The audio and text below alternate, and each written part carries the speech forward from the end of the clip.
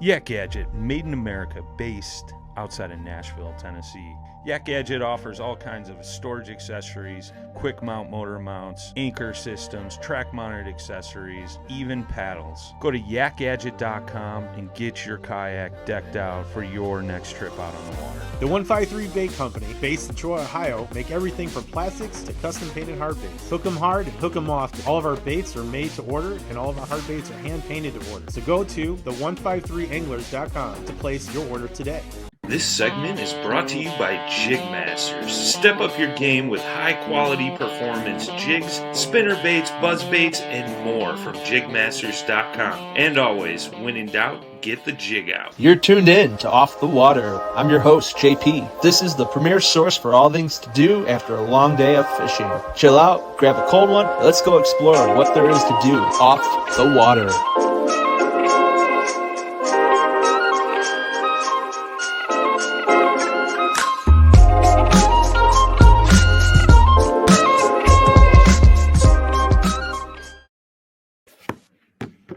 What is up?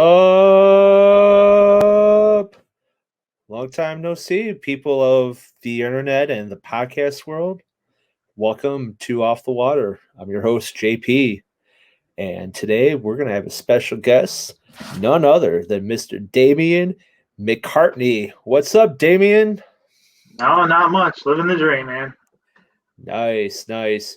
Damian is from the East Coast. He's coming from the Connecticut area, so we're going to talk about some clam chowder in this episode. But first, before we get into that, everyone, it is coming up, and it's coming up fast.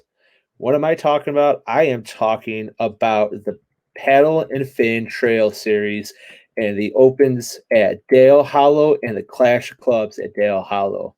So, what does that mean? That means that here we go. Pull this up for you guys. So April 9th and April 10th, that's our open at Dale Hollow. All right. The stakes are high. There's a huge cash payout. There's kayaks being given away. I mean, what more could you want? Afterwards, we have a big party at the end of it. This is going to be huge. This is going to be sick. And this is right around the time where that pre-spawn to spawn mode for these smallmouth start happening on this lake. It is something of magic. You guys can't miss this. Look at this too. All right, this is for the open. If you guys want to win some money, there it is. First place payout is $3,500 and a kayak. Come on. What are you waiting for? Get signed up. It is awesome.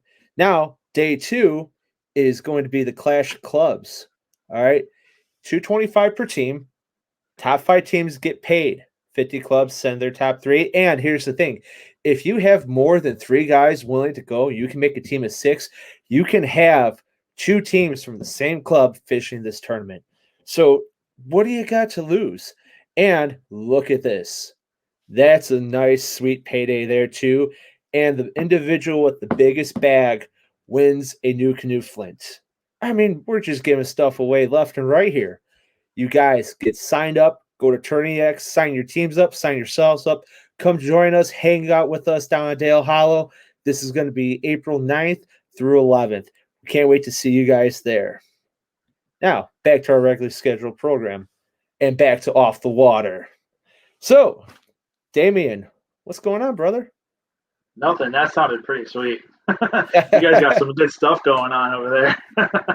Oh, yeah. Dude, it's worth it. Just to come hang out. If you've never been down to that area of Tennessee and Kentucky, you're missing out. It is absolutely gorgeous down there. We were just talking about, I can't remember who I was talking to about it. Actually, one of the owners of Hooks at Hildum is one of my pro staff sponsors. We were talking about Tennessee the other day. He came by. We were working on some stuff, and he was talking about it. He's like, "You've never been there? That's the place to go." Actually, you know what? Man. I'm wrong. It's not him. Persistent Fishing out of Texas. He said, "If you haven't been to Tennessee, go to Tennessee." So it wasn't Bill. It was Jake from Persistent Fishing. He said, "You need to go, especially if you're a fan of country music." Yeah.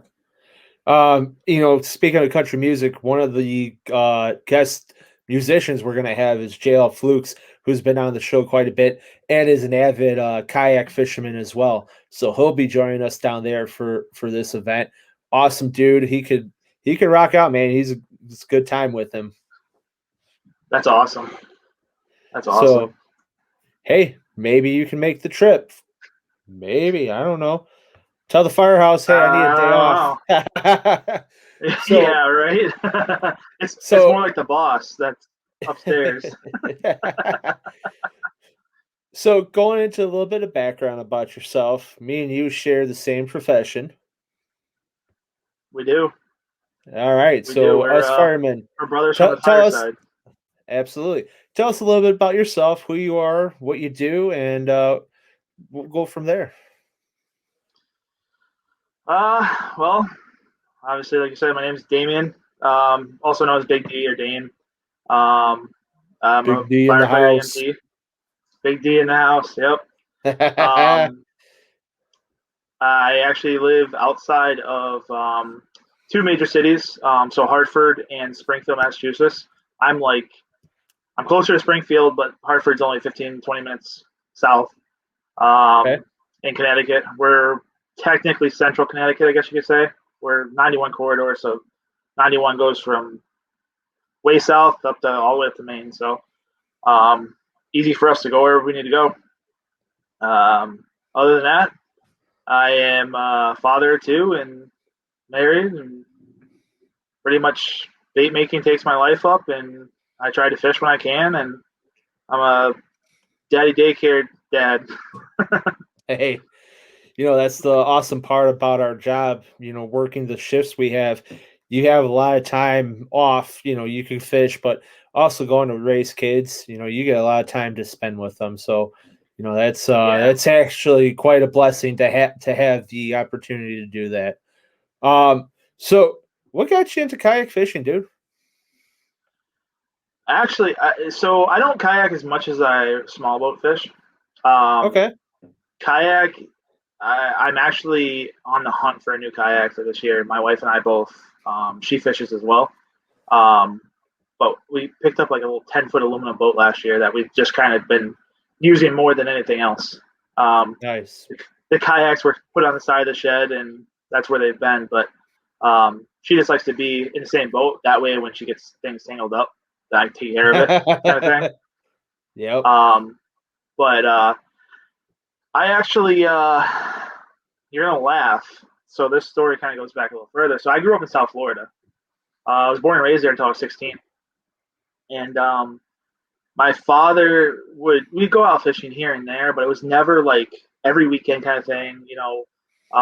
We'd go camping all the time.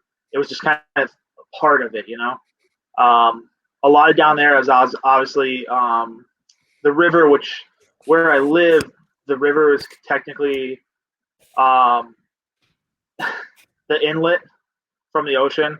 So we'd fish along that, and in some freshwater fishing. I didn't take it very serious at all whatsoever. Moved up here, went through high school, moved out on my own. I was married to my previous wife, had Cody, he'll be 11 this year, and the story kind of goes around him. But met my wife, now got married, and her cousin bought Cody a fishing pole like 3 or 4 years ago, maybe 4 years ago, I think. And I was like, you know what? Let's just do it. I went and got a fishing pole. We went and got our license, and we had kayaks then. And from there, it was just constant. That's what we were doing. So we were always her. So her family actually lives on a pond, which technically would be a lake because they flooded it through the future, of this area that they had. So It's not actually a pond anymore. It's more of a lake, but they call it Glasgow Pond. So I'm there like every weekend, and that's what we're doing. We're always fishing, and weekends we're never here. We're always there. The pool's there, the pond's there. That's our lake house. That's where we go. We get away from everything for the weekend. So that's kind of my little backstory on history of my fishing and kayak and kayak, canoe, small boat. We've got all three Nice. of them. Well, you have your hand in some business with Slay Nation as well, correct? I do actually in two different ways. I'm actually one of the sponsors for the whole Slay Nation tournament fishing.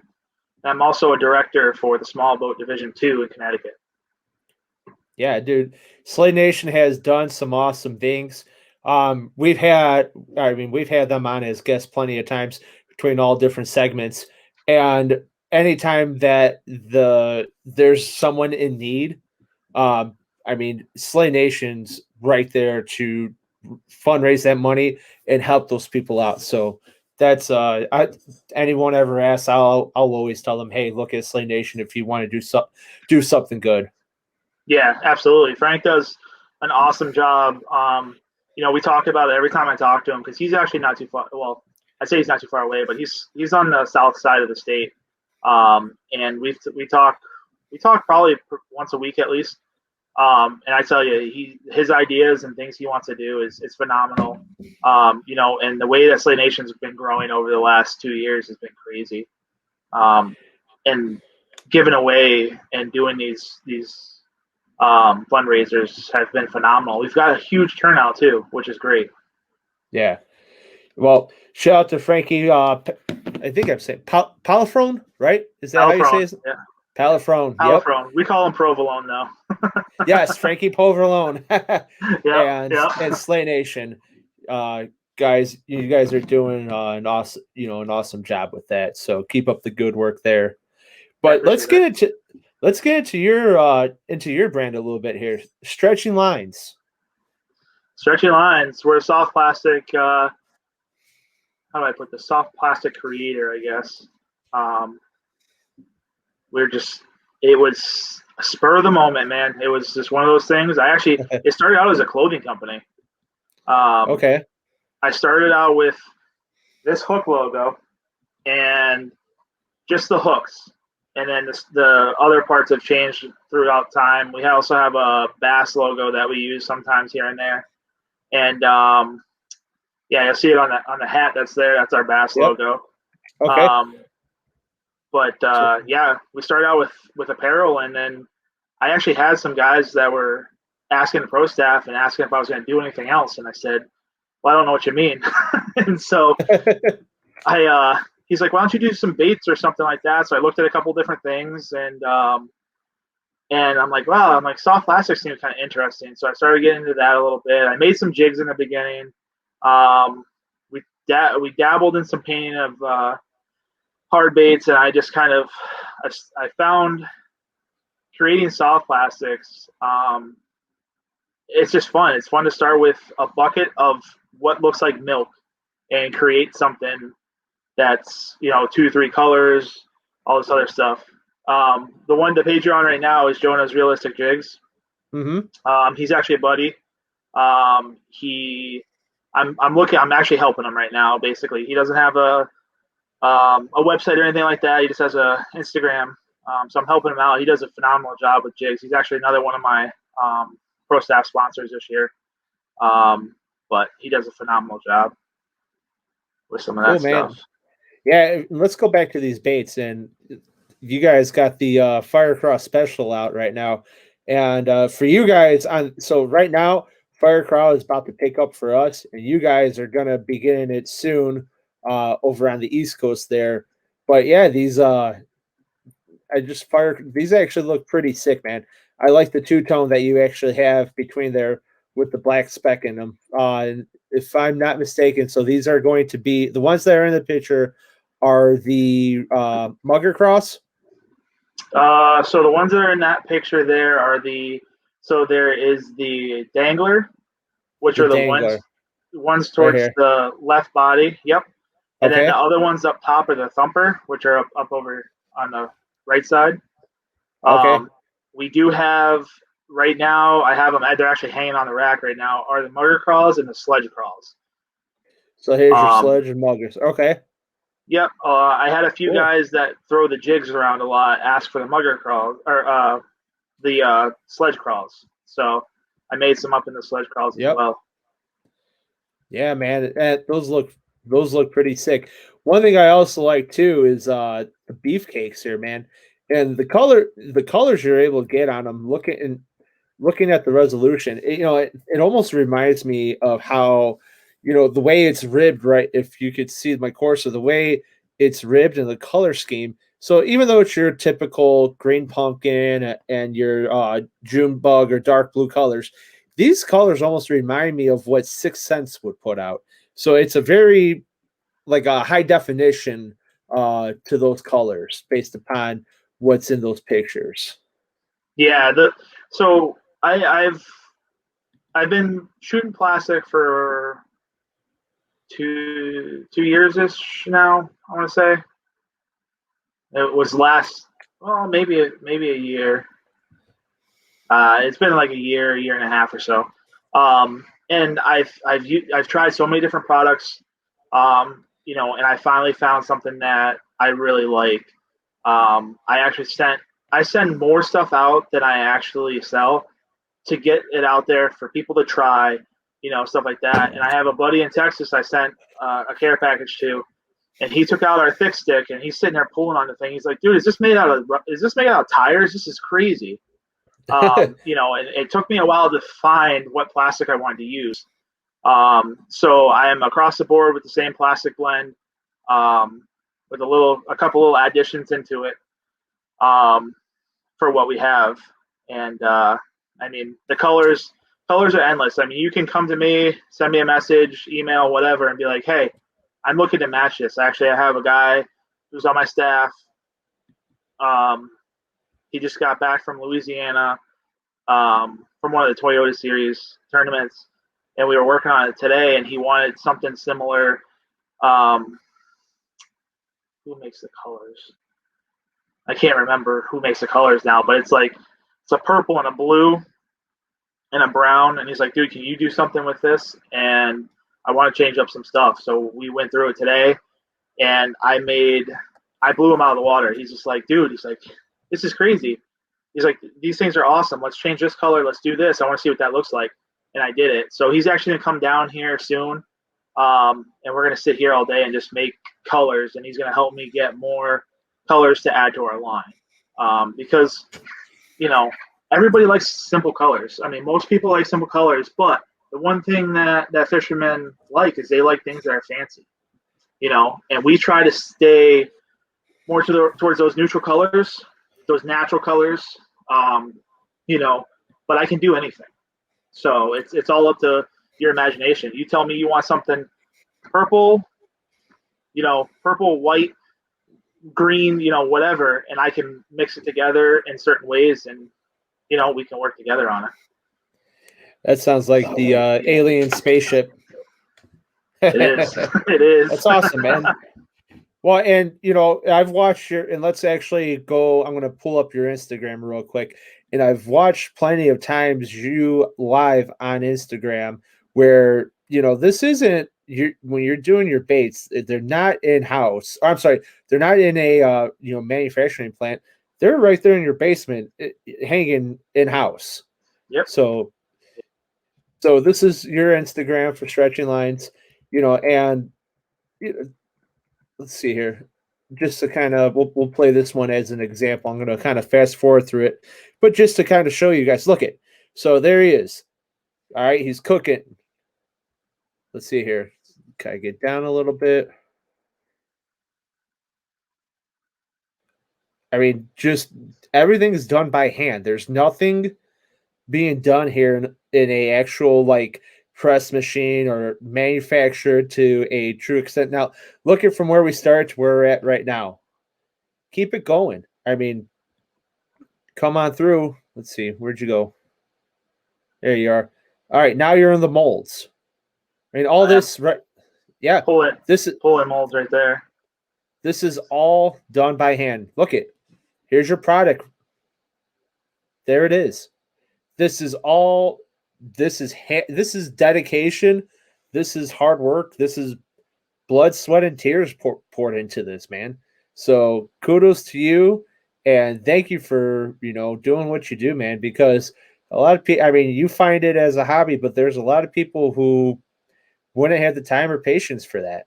Yeah, no, it's definitely it's when you learn, like, obviously there's guys that are way more advanced than me, and then there's guys that are like way below me. It's just doing your homework, doing your research.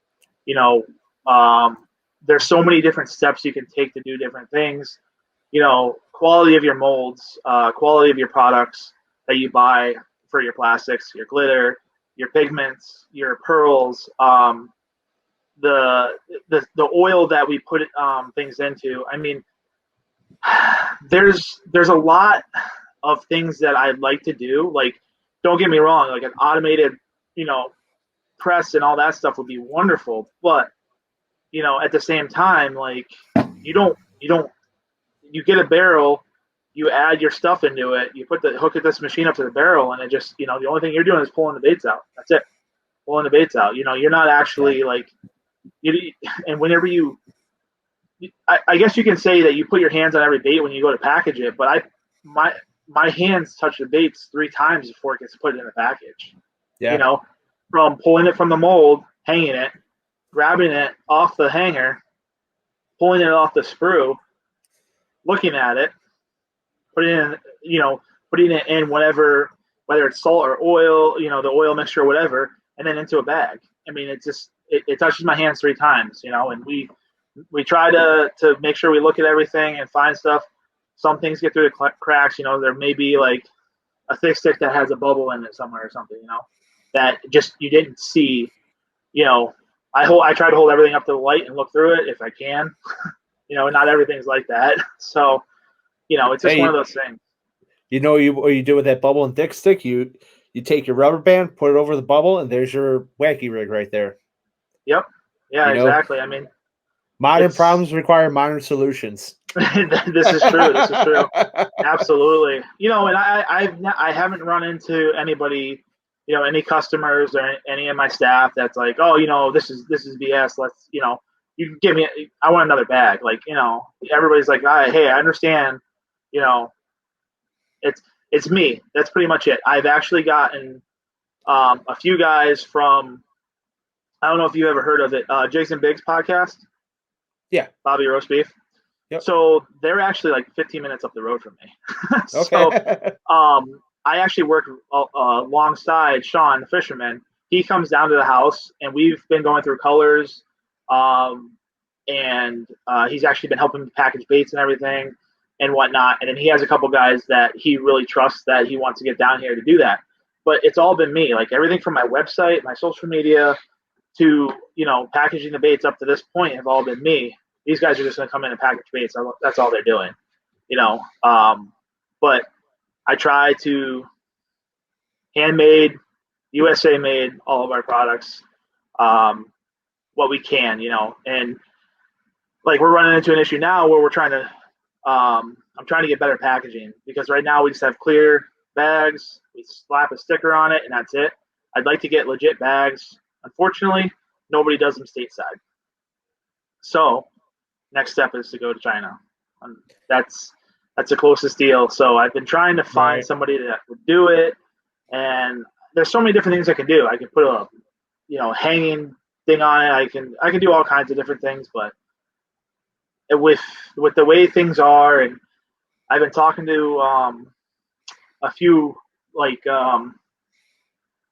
business people about things, because we're looking to up our what our business is registered as, and they're saying like, you gotta do this, you gotta put this on your bag. So how many stickers can I put on my bag before I have to actually go, all right, well, I need to start printing bags, Right. So it doesn't look like an old 70s car with all the bumper stickers all over, So that's Ask where cash for gas. Nobody rides exactly. for free. Exactly. So yeah, I try to look at everything that we're doing, and I try to ask everybody out there, like, hey, what would you like to see? A lot of the stuff is as I buy molds and stuff, it's like, oh, hey, I think that's cool. I think that would be awesome. I'll buy that. But I've tried to reach out and be like, hey, what do you guys suggest? And the crawl mold was the last one I bought, and everybody loves the crawl mold. Yeah, So man,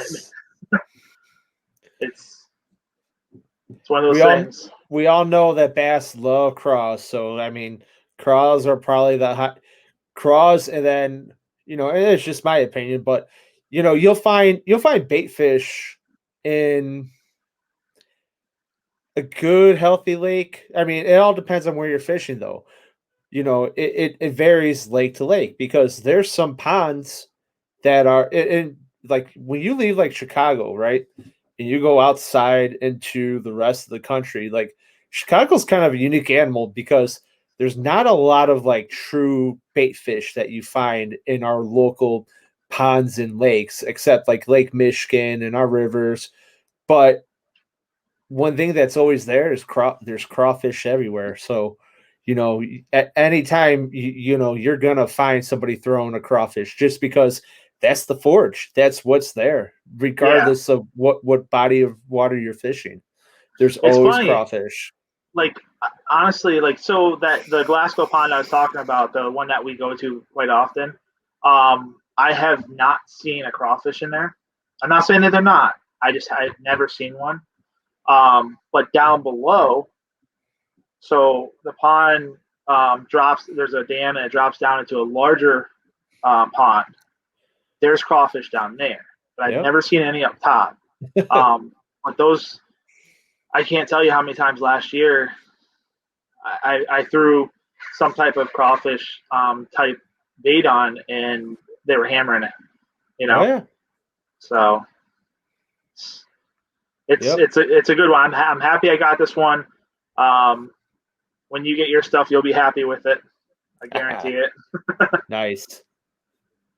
Well, we're talking about it. Let's talk about the waters of fishing in the area you're at. So you had mentioned the pond, but being you're so close to the Atlantic, do you guys more so? Do you specifically do a lot of striper fishing or chasing like that brackish water where you have fresh and salt water, kind of like Chesapeake Bay where there's bass and then you'll have striper both inland and kind of offshore a little bit over there? So I don't personally. I usually just stick to bass fishing, but okay. This year I will probably be doing a little bit more of that. Our brand is actually going into an outfitter that doesn't carry baits of any sort right now. Well, actually, let me rephrase that. So they carry some baits that were left over from, and I can never remember his last name. His name's Jason. He's from Maine. He's a kayak angler. Gardner's. Okay. Gardner. So he used to do all his own soft plastics.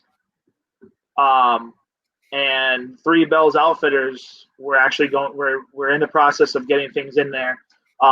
They carry what was left over his line. When Jigs and Biggs went in and did an interview with them, Jigs and Biggs is going to be dropping some tungsten jigs here soon, and Sean paired up their jigs with the danglers, and they were like, "These are awesome. Where can we get them?" So I went in and talked with them. So we'll be going into Three Bells, which is out in Niantic, and they're actually right on the coast.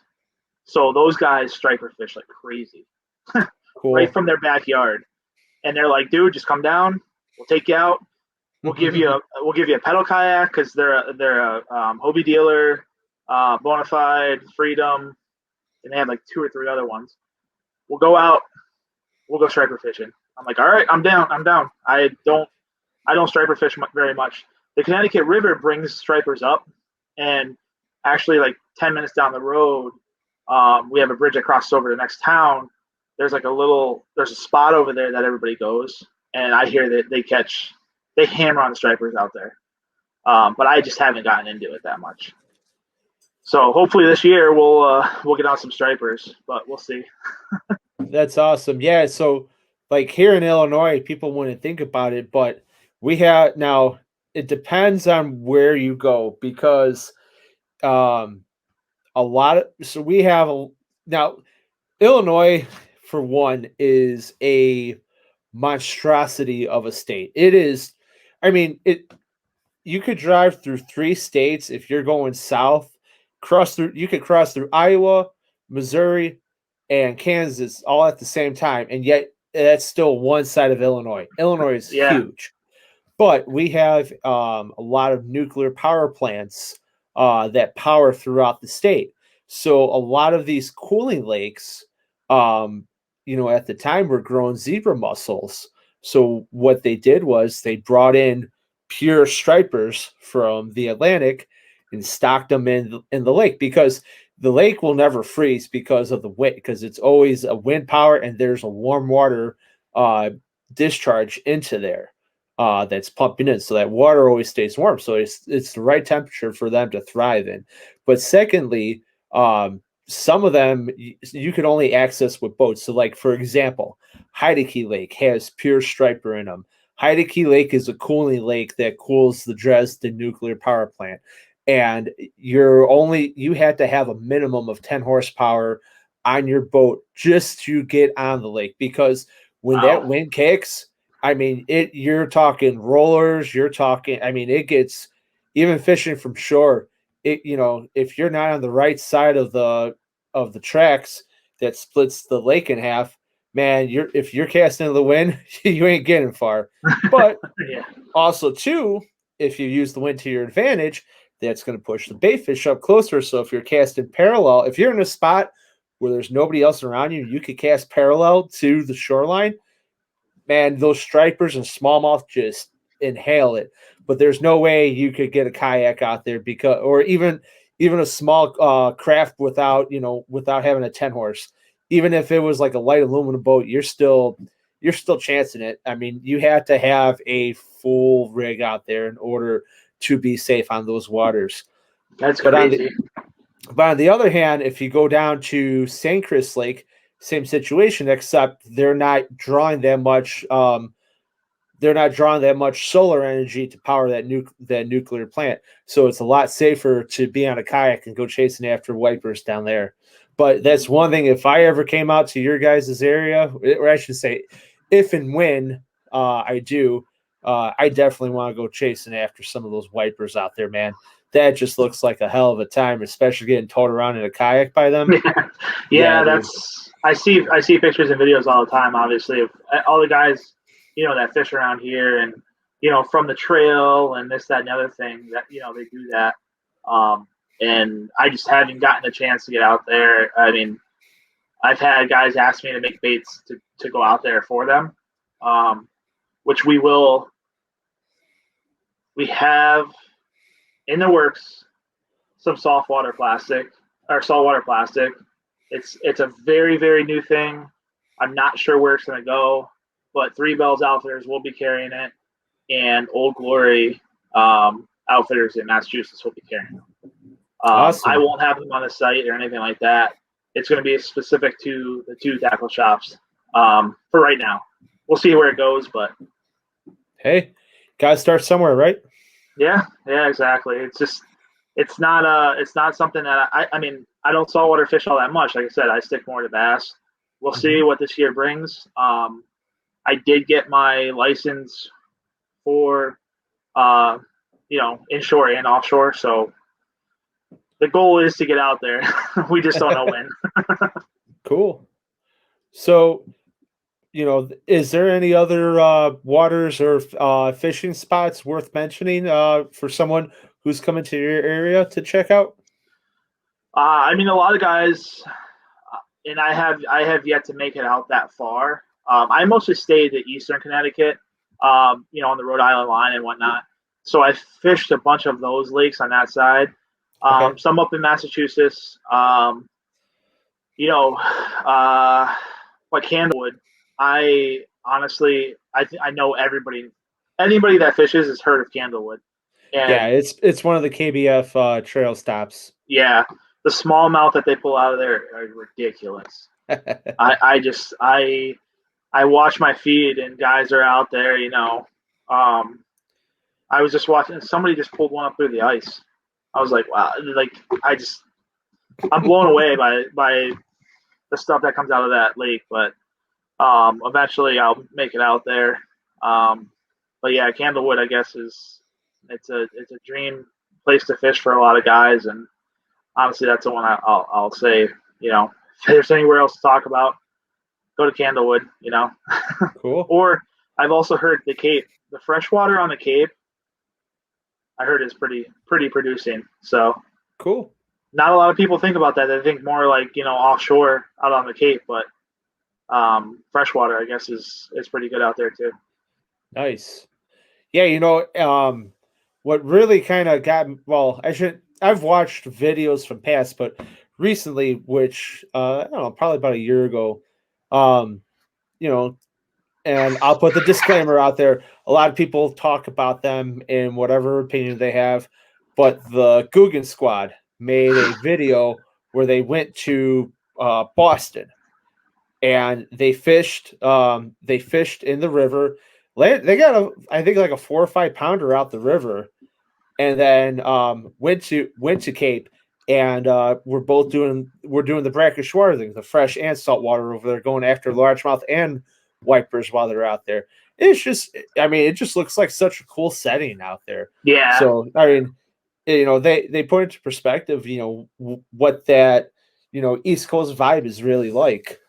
Yeah, the Cape is a very interesting place. I mean, the brackish water, that you're talking about, it's so unique, and the wildlife out there is so crazy.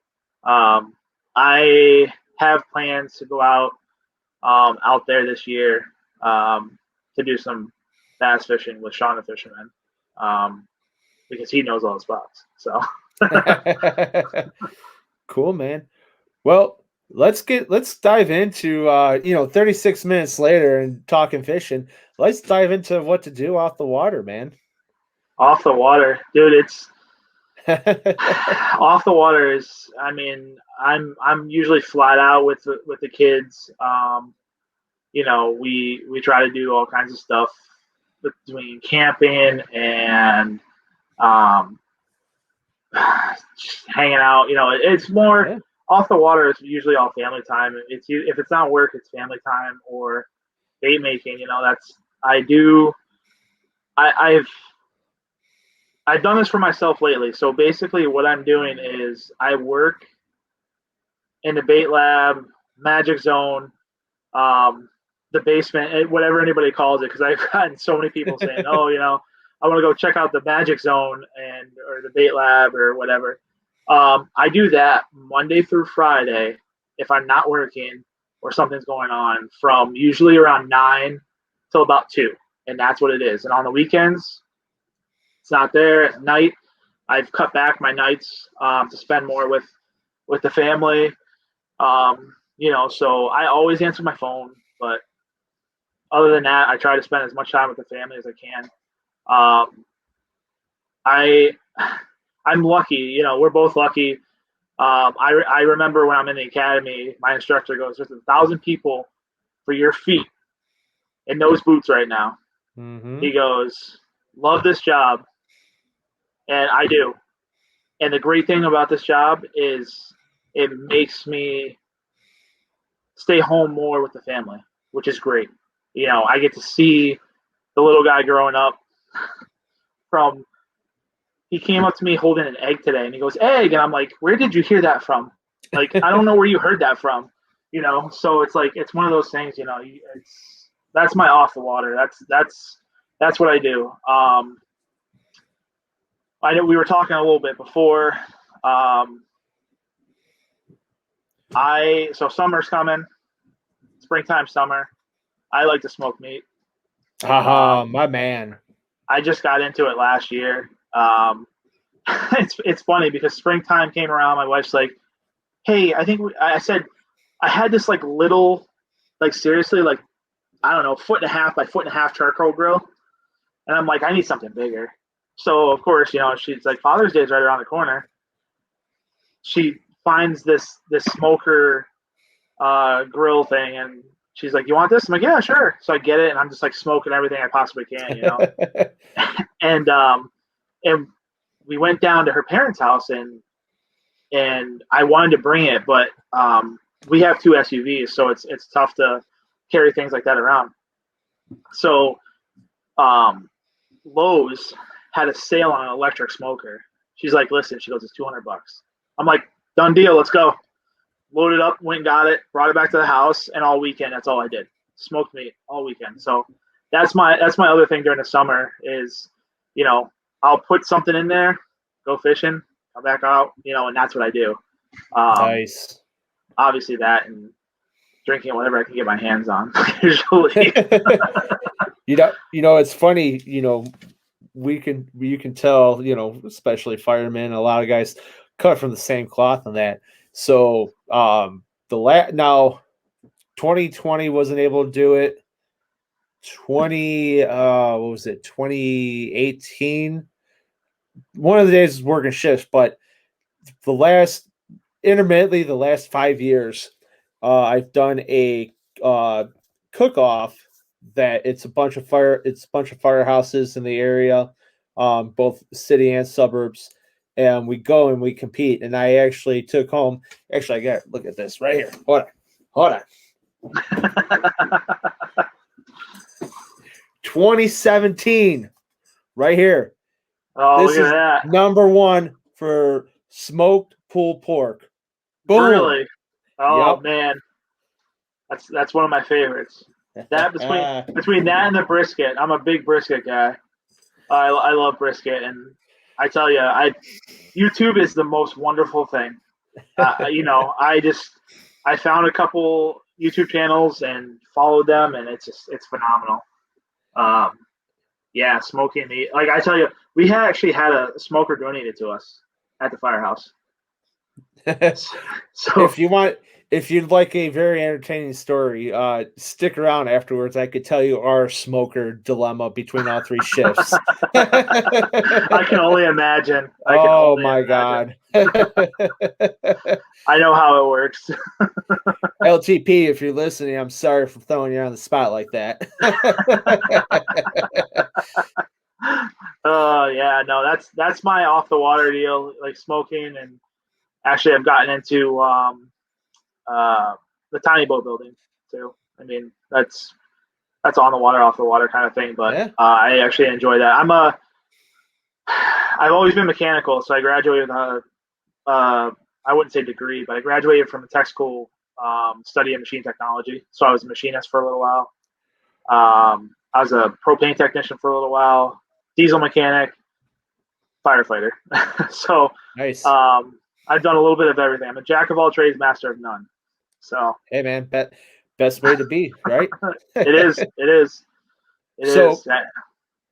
So that's your off the water, you know, and a lot of this when we do this podcast is kind of for our listeners. So if they were to travel to your area, you know, and I get, you know, your family, but you know, if you can you give us 3 of your favorite restaurants? Now that includes coming to your house, eating your meats, and drinking your beer as well. Well, that's always I always strive to do something like that. I'm the kind of guy that, you know, I'd rather make something. So in high school, I worked at my uncle's restaurant, so I cooked. I was a cook for a while too. So okay, I say jack of all trades. I mean, I go all the way back to that. It's right there. There it is. So, you know, and my stepmother's full blown Italian, so just how it works, right? Dude, I may have a Polish last name and look pure Polak, but I'm half Italian. Yeah, hey, that's all right. That's all right. So do you know about the polenta and sauerkraut? Yep. Yeah, my mother's maiden name is Urso. Oh, okay. Yep. So bear. Yeah, there you go, man. There you go. Yeah, I'd like to cook, you know, for everybody, and I usually do. But are restaurants you the cook at the firehouse? Actually, no, I am not. I'm not the one that they go to. I'm the second. It's better off that way sometimes. Yeah, yeah. We have another guy who smokes stuff way better than I do. So, as far as restaurants go, I mean, we got. It's tough because I'm a big guy, so I like all kinds of food. Down the road we have a place called Bonavitas. It's just a Italian grill thing, place. It's got really good food. If you're gonna come to Connecticut, oh man, this is tough. This is such a horrible question. This is a staple question. What do you mean? It's such a horrible question. I mean, it really depends on, like, we have an awesome barbecue place, out by the airport. That's phenomenal. Where else? You just need one more. That's it. I know it, and it's so tough because here I got one. I do. All right. Okay. I'm a hibachi guy. Oh, okay. I love hibachi. So there's a place actually in Manchester that does phenomenal hibachi. And you're gonna ask me the name, I don't know it. I just know where it's at. All right. But it's not a chain one. It's I think there's two locations. One's in New York, but it's not like the one that went out of business or whatever. Benihana? Yeah, that one. Yeah, it's not like that. A lot different. One thing that I do see, and I haven't experienced this, and maybe you could answer the question, but being that you're coastal, do you guys have a lot of seafood offerings, just like specifically like places to go get oysters, or to go get lobsters and crabs and stuff like that? You're gonna ask me this, and I'm gonna tell you right now, I don't eat seafood at all. Nothing. Zero. Do you got an allergy? Nope. No? So as a kid, I used to eat, like, the only things that I ever ate was fish sticks and catfish. That's it. Right? No alligator? Come on. I had alligator once, which tastes just like chicken. So yep. It's just a little stringier. But my wife, on the other hand, is a seafood fiend, right? So there are certain places around here that do. They get a lot of their, like, her family gets their seafood from a family friend. Okay. As far as fresh seafood around here, and like I said, I'm more north central Connecticut. If you go out more towards Mystic and stuff like that, there's a lot of phenomenal places out there. We only have one, like, really crappy place over here that I haven't heard good things about. So as far as the seafood thing goes, I'm at a loss for you. I don't do seafood. Right. My wife does, and there's a few places around here that she gets seafood from that she likes, which is not bad. Captain Jimmy's, which is an ag one, which is in Mass, has some type of phenomenal lobster mac and cheese, or lobster and butter sauce, something like that. But I've tried. I can't do it. All right. We'll move on to an easier question. If someone's coming to your area and you had to direct them into the direction of your favorite brewery or breweries, where would you send them? All right. I can answer this question. Okay, good. So we have a couple around. Actually, I can't believe how big they're getting. Like, how many of them are out here. We have Treehouse up in Massachusetts. That's really good. My go-to, actually, if I had to pick, it's actually local to me. It's in South Windsor, which is a couple towns south of me, called Connecticut Valley Brewing. They have an awesome selection of craft beers, sours, ciders. They're phenomenal. Let's see. We also have, if you want to take a trip from here, which isn't too, it's not too far. Magic Hat was cool. I like that brewery. Magic Hat, we actually get out this way too. Yeah, they're on the national vendor list. I like Magic Hat a lot. Who else we got? City Steam out of Hartford. Okay. Their beer that gets around is called Naughty Nurse. Phenomenal. I would Yep. And then imagine. I'm a Sam Adams guy too. So That was my next question. How could you do the East Coast and not say Sam Adams? I'm not very picky when it comes to beer. I drink everything, so it's the only thing I'm not a huge fan of are like the apple ciders, which are just some of them are too sweet for me. You know, I can't drink. It was funny. I tried ciders. There's really one that I can only drink. Like if I drink Angry Orchard, Reds, what's the other one that's out there? Ace. I can't do any of those. It's so dry and like within like the first couple sips, I start getting a headache. Yeah, exactly. But Yeah, no. there's one called Smith and Forge that I can do, and that's really the only cider I can actually drink without being like, like, oh, this tastes like crap, and it's actually making me sick. Yeah. I did this. My wife was more. She drinks a lot of ciders and the sours and stuff like that. We had one summer, like I want to say like 3 or 4 summers ago, where we did the hard root beer. Which, Not your father's? Yeah, and the creamsicle or whatever they had. And that's actually local to us. Is it? It's only an hour away from where I live. Yeah. Oh, really? Oh. Yep. That's cool. Like it was okay on like those really hot days and they were ice cold. That's like the only thing. But like to sit there and drink them, no. We actually did we made a corned beef brisket, and we let it brine in the Not Your Father's root beer. That sounds good. Yeah, it was actually really good. That sounds good. I like that idea. I think I'll have to try that one. All right, so you guys are kind of close to like the Adirondack areas. Are there any vineyards or wineries that for the ladies or men who like the wine tasting experience on the East Coast over there? Yeah, there are a few of them. I know.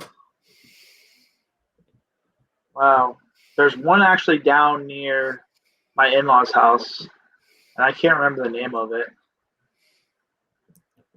There's a couple of them around that area, but as far as up here, there's nothing close to me. Okay. It's usually cider mills or the small breweries that we have here. Do you guys have any small distilleries in the area that do like craft spirits or craft whiskeys? We do actually. V1's actually about 30 minutes north of me. Okay. And they're in South Hadley. Who else? There's one in Stafford Springs, which is about 20 minutes east of me. And I think they do ciders as well. Okay. Called wow. It's something it's weird. It has to do with a rooster. Yeah, it's something funky like that. But I'm surprised there's not more around here, to be honest with you. But those are the only two that I really know about that actually are within a driving distance of here. Okay. Other than that, it's I make some apple pie moonshine. Hey, one-stop shop, man. We're just gonna list your address for anybody who comes to this area. You're gonna get a, hey, we heard you have everything here. Yep, we got smoked meats. We got some apple pie moonshine. Yep. We got some craft beer, and you got baits in the basement. What more do you want? Right. So, moving forward. So is there any, now, it's kind of weird because you don't hear a lot about Connecticut, but are there any state parks in the area or any recreational places for hiking, mountain biking, or anything like that where people go to?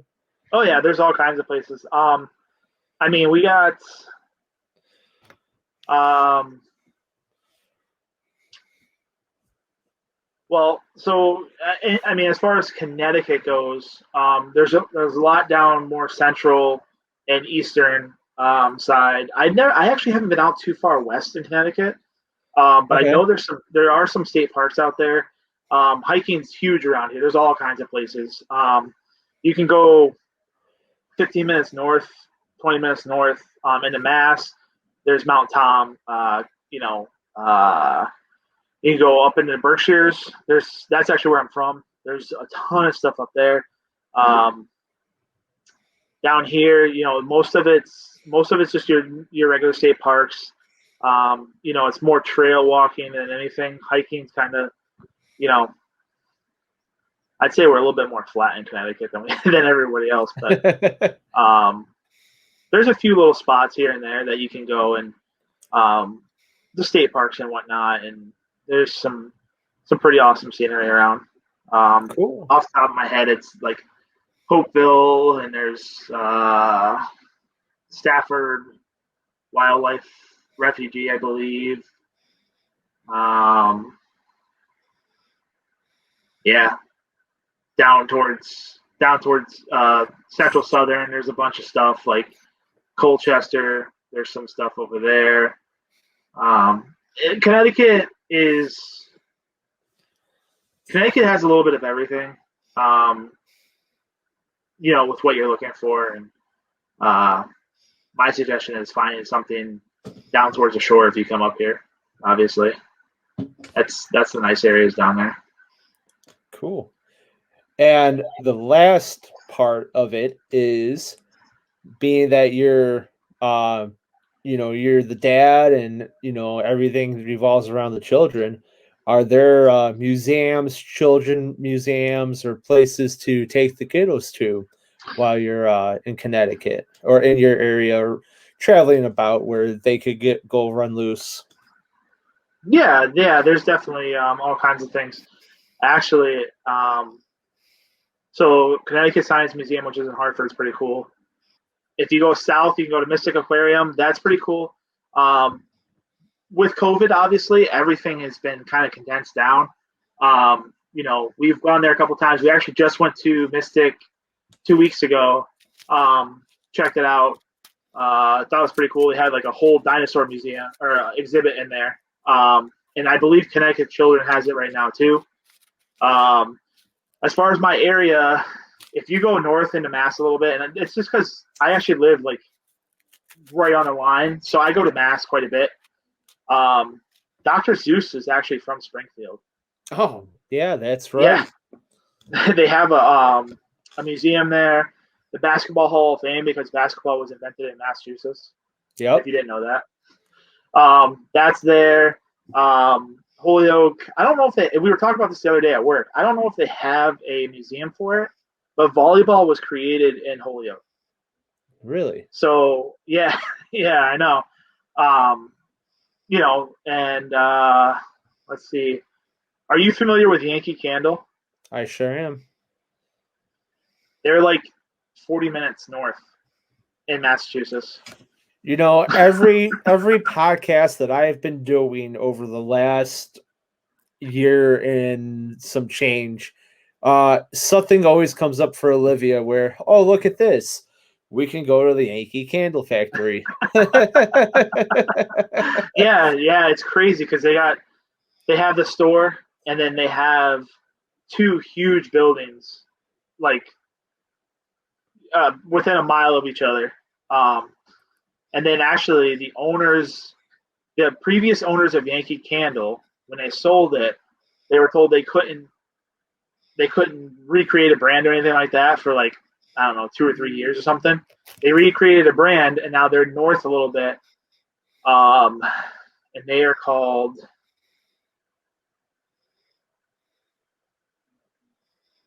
wow, having a brain fart. Hold on. I know this. It's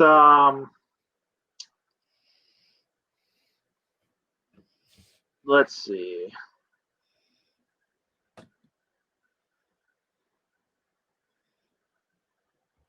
Not backyard candles. That's crazy.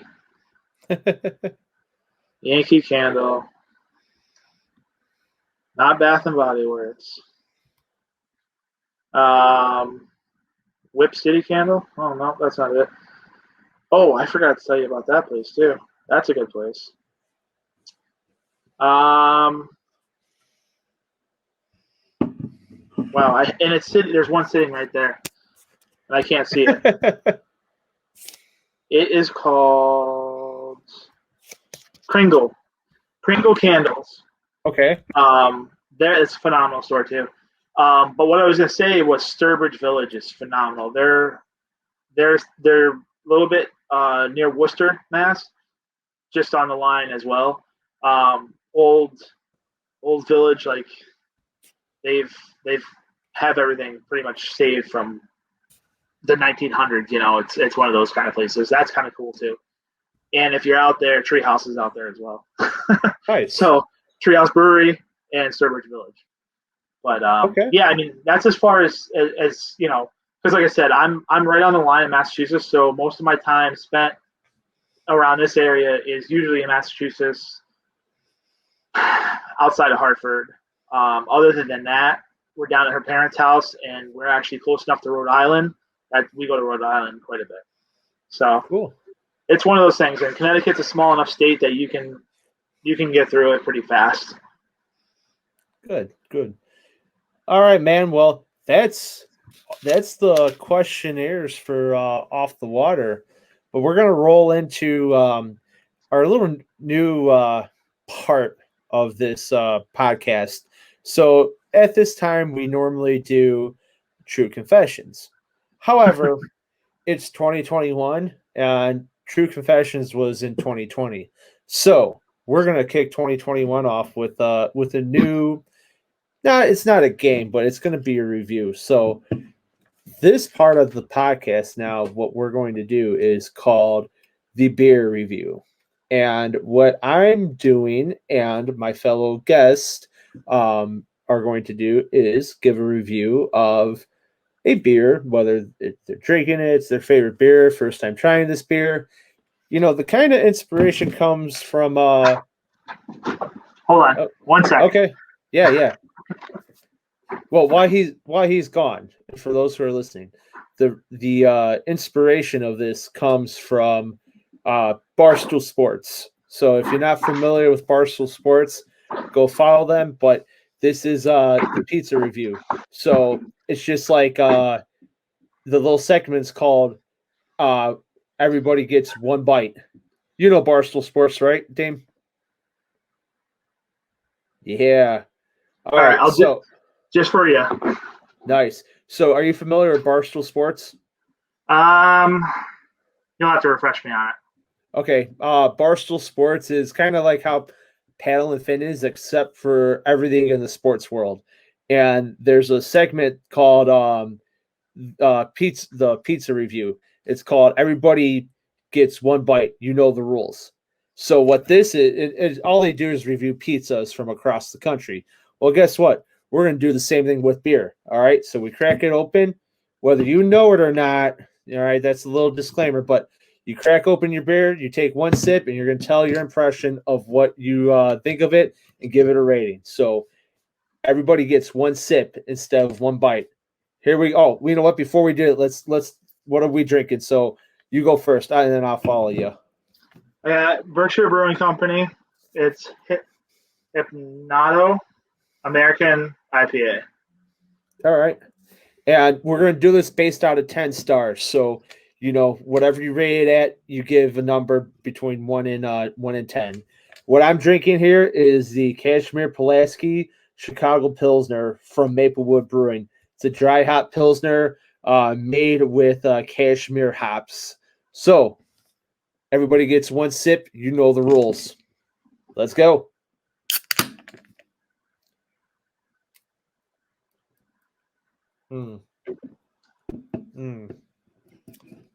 All right. You go first.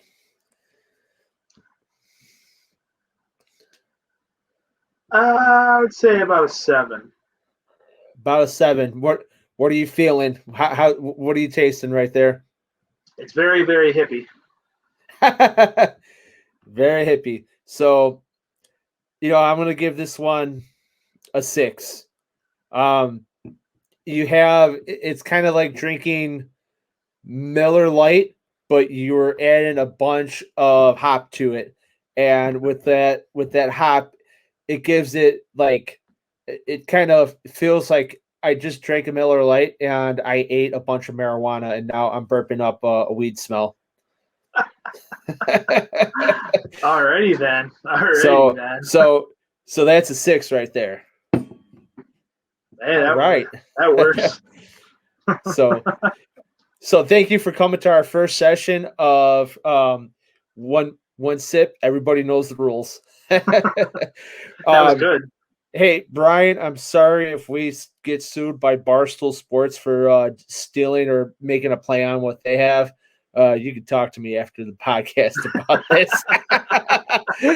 And Barstool Sports, we are more than willing to come on with you guys. Yeah, right.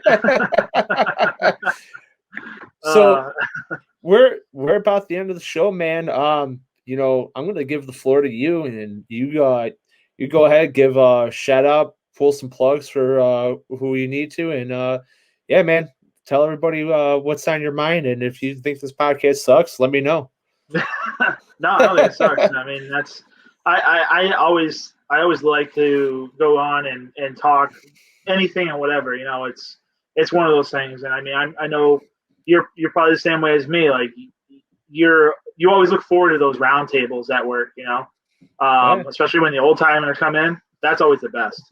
But hey, we get to talk about our favorite things like fishing and beer and the job. I honestly, it's awesome. I appreciate the invite to come on and talk, be on Paddle and Fin. I apologize that I'm not an avid kayak fisherman, but I give you guys all credit because I have 2 buddies that lost all their stuff when they flipped their kayak. Yeah, I give you guys credit because it's crazy. You're talking about the job, and I'm sorry to disrupt you, but do you listen to the Getting Salty podcast? No. Oh man, you got to check them out because this is the job. And here's the thing: if we were to talk about the job, man, this podcast go on pretty much all night.